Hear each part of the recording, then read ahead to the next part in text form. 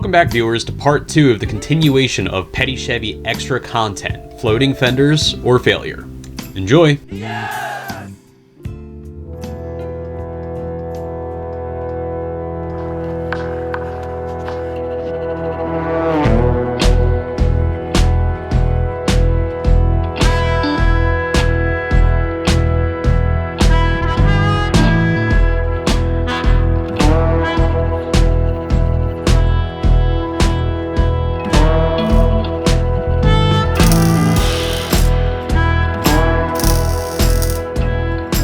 What I was working on here, since I had both bumper halves already cut in half and the louver piece tack welded on the other side, which would be the interior side of the floating fender,